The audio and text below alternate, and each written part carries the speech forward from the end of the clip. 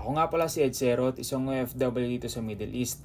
Isang seaman na walang seaman's book at ginawa ko tong YouTube channel ko para i-share ang aking journey na tinawag kong Project Forex Trading Road to 157,000 pesos per month.